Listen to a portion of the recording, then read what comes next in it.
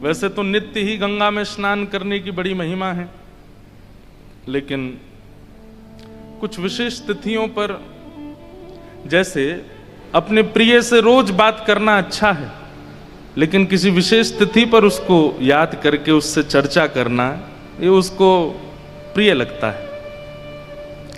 जब वो अस्वस्थ हो तब बात करना, वो प्रसन्न हो तब बात करना, या उसका के दिनों में स्नान आपकी प्रसन्नता के लिए होता है, लेकिन ऐसे विशेष पर्वों पर स्नान करने से गंगा मैया प्रसन्न होती है, उनकी प्रसन्नता होती। आज वो प्रसन्न हैं, वो नित्य प्रसन्न हैं, इसीलिए प्रवाहित होती रहती हैं। अप्रसन्न व्यक्ति स्थिर होता है और प्रसन्न व्यक्ति प्रवाहित रहता है। श्री गंगा मैया सदा प्रवाहित हैं, इसलिए ये द्योतक है इस बात का कि वो प्रसन्न है। जो व्यक्ति अप्रसन्न होता है वो स्थिर हो जाता है, एक ही टेंशन में, एक ही चिंता में, एक ही अवस्था में अटक जाता है। लेकिन प्रवाहित व्यक्ति आज कुछ अगर बिगड़ा है तो उसको चिंतन नहीं करता, आगे बढ़ता है। ये गंगा का स्वरूप है। चाहे कितने पर्वत आए, कितने पहाड़ आए, कितनी रुकावट आए, कितने मोड़ आए, कितने नगर आए, कितने शहर आए, कितने पापी आए, कितने संत आए, कितने दुरात्मा आए, कितने सद्भाव वाले आवे, गंगा बहती रहती। इतने गुणों की खान है गंगा जी में, लेकिन हमको जो सीखना है वो ये है कि प्रवाह रुकने ना पावे। और दूसरा,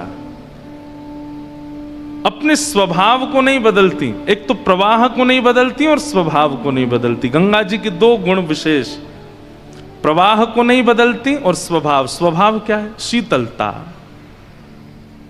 ऐसे स्वभाव के तो बहुत गुण हैं, लेकिन एक विशेष गुण है क्या? शीतल। कभी गंगा जी का जल आपको उष्ण नहीं मिलेगा, गर्म नहीं होती गंगा जी, सदा शीतल रहती।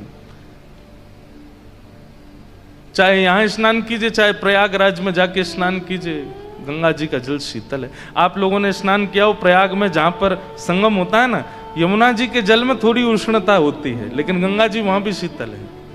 पता चल जाता है जब आप संगम पर स्नान करोगे तो कभी कभी आपको थोड़ा थोड़ा हल्का ऐसा लगेगा, यमुना जी का जल उष्ण नहीं है, पर गंगा जी का जल ज्यादा शीतल है, इसलिए यमुना जी का जल अलग पता चल जाता है कि। और उसके पीछे भी कारण है, क्योंकि यमुना जी जो हैं वो भगवान श्री कृष्ण का प्रश्वेत है, श्रम जल है, और श्रम जल तो उष्ण होता है। तो गंगा जी के दो गुण विशेष हैं, प्रवाह नहीं रोकती और स्वभाव नहीं बदलती।